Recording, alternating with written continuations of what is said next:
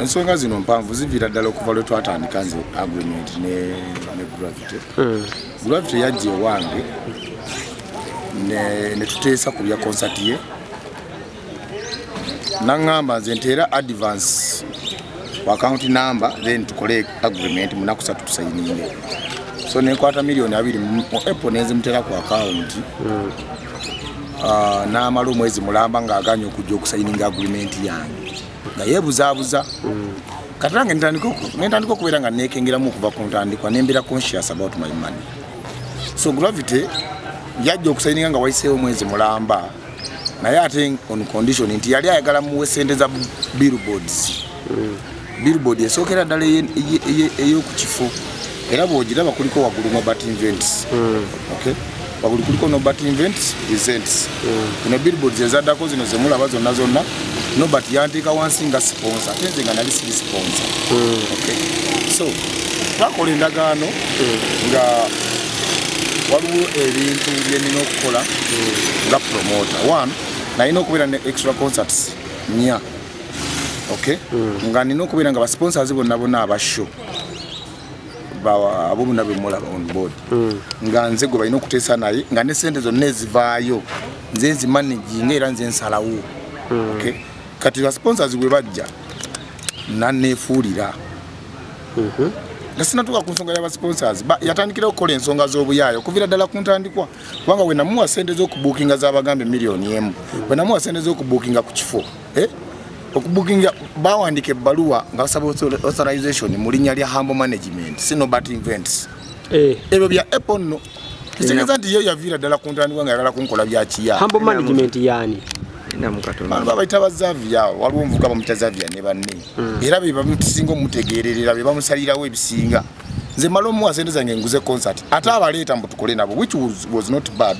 Naye bwe bajja on board ate bayagala okuwuninga concert nefukanga eyaabo nga naye bo balulimi na meeting tebaleeta sente. Basegeera ate nga baagala Norbat go booleeta sente zikole kino nga ate be balwaninga concert basponsors babaagala sente zaabwe baagala bazitwale.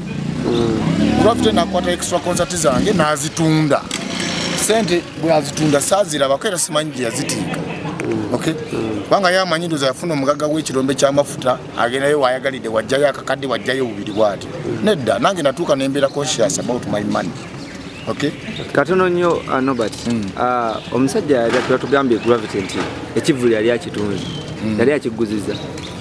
Yes, yanguza show milioni 5 concert says 5 milioni ameka 5 nga nino muwa milioni 2 sign on fee. Okay? Segeza buli show agigula milioni 10. Twakibala bwetu gwe twakibala kyonna jeno nti milioni 5 byonna nga kuliko ne main show. Okay? Milioni 5 nga nino zimusasula mu installments 3 sign on fee milioni 2 nga nino musasula milioni 10 nga wabulayo omwezi gumu concert yetuuke. Anti tatamanyi na ndagaano gye yasayininga kubanga we yamala ogisayininga n'agiteeka mu office yange. Ndagaano ki gye yasayininga? Agreement wakati wange naye era yalina eyamurepresentinga nali sinategeera nti member wa Humble Management kumbe naye yali member wa Humble Management. Okay.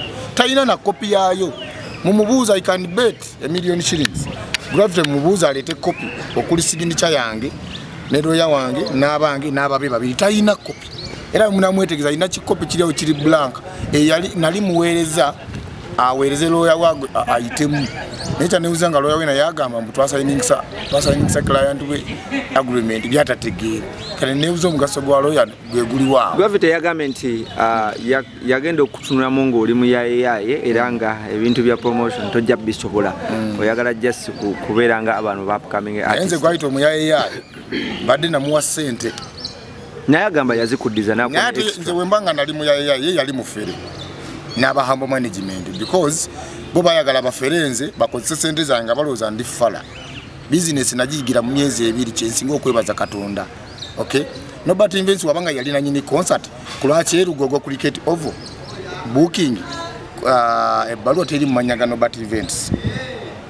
Tege ye yali omufere ne timu ye kulwaki webanga endagano gye wakola ne Norbat Events egamba nti ba sponsors babe kulwaki companies nge MTN weza John Board Humble Management ye yagala sente zigende ku account yazo si ya Norbat Events awani abeera omufere obo mu yaye. Afuna bulungi endagano iri very clear. Bamujagala ngenda giteeka ku mikutu gyonna mugirabe. Ngeri ko signature ze. In fact that is what I'm going to do. Ngenda gibateera ku mugirabe. Yagamba business walito gisobola. Business nali ngisobolera ddala. Okay? Naye nali ndirize na muntu mukyamu. Onfunye kulwaki njogera bwenti.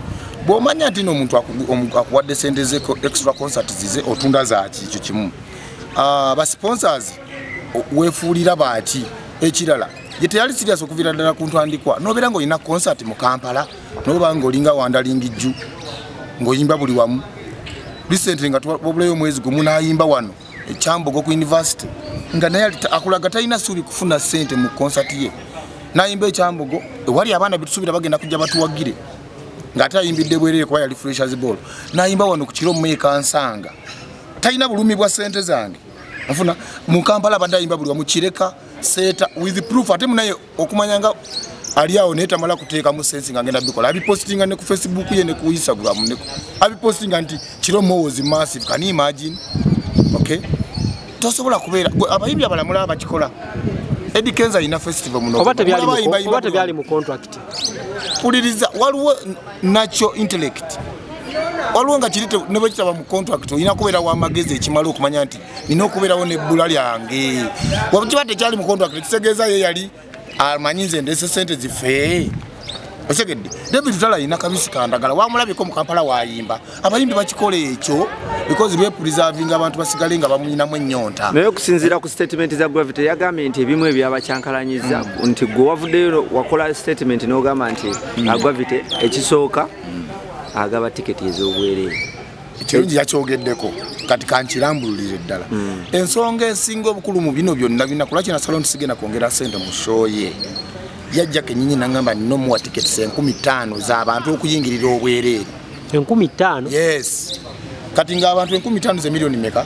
5 nangamba ye kinene nnyo asubira abantu 13,000 abanasasula era nga yakubuulira open nagamba blood show yange tereeta sente tujikola bukozi kulira ko kavimbo kati ze Norbat events nze ndi mukozi wa sente sisagala kulya kavimbo kati ate nabikugamba nayagala tolete milioni 8 ziteke mu concert Togere ku billboards ani atekayo billboards katonda genda ku billboards okay golowooza oyagala ndeke mu milioni 8 ngate sho genda kuleta milioni 3 kuwene tickets ez'obwerere ngabo yamanya nti tickets ziba za bwerere ekiro ndi concert etuuse mugenda kwerabirako okay mwe bana mawulire mubimanyi omuyimbi atawa bana mawulire kitiibwa akuba buli abakuba mbadde mbonabona ne brand yengenzi toyerede mu kifuba okusaba TV present obani ayogere ku concert ngagamba oyo musajja wo Bibinyo yankola bwati yansanga mu lukubu nampandulira amalusu ate nga kiri evidence kubanga yeke nyini yavayo naganze enkuba kati wovire no ganti okuba abakyala ngata abakyala ye muwagizi nambeji ow'ebivulu nze ba business teba business ate wowo yogera ku kya billboards yajjange wange yali wechana video ganti yali mufere yangamba nga billboard ya milioni 8 ngati ya milioni 4 musaba mpe namba ya nanyini billboards azikola ko ngamba ali Kenya bera Nairobi bwe muwasene ne musaba receipts ngagamba wato nesiga nawe blood wenda banga ayagala kuchankala namu nga nkulinga tempers usegede ngamba awa billboards ali Nairobi bichi nga wanimba nti billboard ya milioni 8 tugabanire wakati leta nya nange ndetenya ne mpusika nga atera nzensa sudde nzeka naye kati olalira gamba mu billboards yazikola yebwaga kambuze kibuzo mungaba na mawulire mumubuze naye milioni ezabiri zogamba kale Norbat ze yakuwa mu kusooka zo zakola ki waba yalina omutima ogulumirirwa concert ye zo zakola ki era zasasula ki kubanga yali ayagala tukole concert ye ebere successful nga amanyi tafuna sente ayagala ireete bantu Norbat ngebyo nabi kyali awo wagenda okudiringa ne Gravity bino byonna ali tobimanyi byogambe nti omuntu ngoyo okuyimba ku shows agamba akuba abakyala. Let me tell you this, learning is a gradual process. Kati no business najiyingira najiventuringamu omwaka guno nga gutandika mulimu byobera byoyingira business nga tumanyi naye nebaza Katonda nti ate bye nina okuyigira emyaka 10 nabiyigira emyezi 2 oba 3 seged kati nizo kibuzo kyo kizibu so echa Gravity of course nakola research ne empuliza nga mmanyi chobola ndakugambye concert ye nalingi gula milioni ameka choka wa David Talo osolo jigula milioni 5 nakiriza ene ate nga twawulide mu statement ezimwe zitambula nti concert wali ya milioni 3 olide kati nze nkugambye ekyange Gravity ali worth $1,500,000 ate kati ekibuuzo ekyo tewandikibuuziza nze wandikibuuziza abategesi abalala goza kulwaki baali tebazimuwangako so tusuubire nti nno ne mukine n'abaana abaguze Ekivulu era abantu 5 bagenda tewali yaguze Ekivulu kya Gravity tabalimba balamu yamuwoze sente zajja okusasulira emyaka egitakka wansi w'esatu obujulizi obulina nze nkubuulidde ekyo ky'oba omanya sente kati nze kulwaki olwo yali teyajja nze senga nange yabitutananga mpola kubanga awoze tafiirwa nenze yali yagala nteekemu kashi ng'aguze nkole ate nfiirwe nedda yagambye tageza n'akulaba ku Kivulu kiwadde okusala yagambye tageza n'andaba ekyogamba ye muyimbi we Uganda yekayina concert oba olowooza nze anyumirwa ennyo genda ndaba ebijanjaalo simanya supu wa kapa simanyanga kati yayimbye ennyama olowooza nze anyumirwa okulaba ebyo ngenda mu kabisi kandagala waliwo Winimage Friday eno waliwo Edikenzo Festival bangobye ate ngula mmeeza in fact yesuubiza kubanga nze njagala afune nabadde nsuubiza nga njagala ngulire abawagizi bibiri tickets ngine tebo yange yemu kati ate waba yangobye munnaye nze ndi musajja wa ddembe sijja kugendayo njagenda mu concert yagambe nti wabadde oyagala just kulinnyira ku ye ate nninyire mwemana adde njagala kulinnyira ku ye kyetegeeza kunziba yakuba sente nga mmeka yagala kunziba naye nendabuka n'atanziba mu process eno sente zo mmeka ezifiiriziddwa sente nyingi nga mmeka sente nyingi mawule sitera kwagala kwogera nnyo figures naye sente nyingi agamba nti sente ze zonna yazikubiza n'akwongeramu ne extra sente zisuka mu miliyoni nga 5 naye omusumba wange alina akagambo kaŋŋamba nti you can choose to be a fool to create peace and you can choose to give away a win to create peace wegisokolagala mu business n'omuntu ekikula ng'ekyo mwe mulowooza nze ndifala funa bulungi so talina 11 kyali ampadde ate ekirala ezo sente zayogera nti ziyampa talina sente ziyampa wabula nebaza muzeyi balamu because yajja wakati wange naye okuharmonizing embeerero era nayogera muzeyi kubanga Gravity tamanyi Lunyankole muzeyi balamu yayogera nange mu lulimi lw'eka n'aŋŋamba bye yaŋŋamba nawa balamu ekitiibwa neŋŋamba because of what veteran ono kyaŋŋambye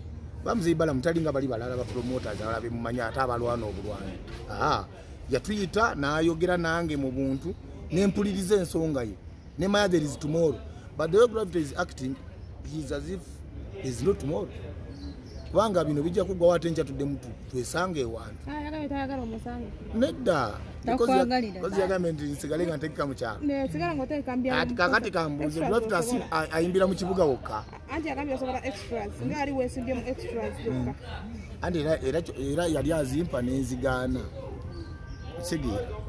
siga nti nsobola mu kyalo kyokka oba extras Gravity naye ng'omuntu nalaba ng'era mu kyalo talina bawagizi naye mu kyalo talina olinayo ekkomo ly'omuwadde nti oba bwekitime kyensembyayo kyenjogedde leero lwakumeka si lwakubiri muwadde okutuuka ku lwokutaano wanaaba teyeetonze ku bye yanjogeddeko kyensinga okuli kyenjagala amenyeewo kugamba nti nakola banners 5 Gravity wonaaba tomenyeewo nti nakola banners 5 bana zonna ziri mu Kampala ziriko Norbat events mwe mulaba muyite mu kibuga buli wamu Kampala tasobola kujula banners 5 buli bana eriko Norbat events kubanga butwa twayawukanye toyina right ekosa brand yange tetulina ndagaano nze naawe ekosa brand yange buli okuli brand yange kuwadde ennaku 3 bonaba ovuddeyo nga bonaba tonneetondedde ku nsonga eyo bugenda okukya ku lw'omukaaga wajja kuba tewali kiriyo neki because I have the manpower and the authority.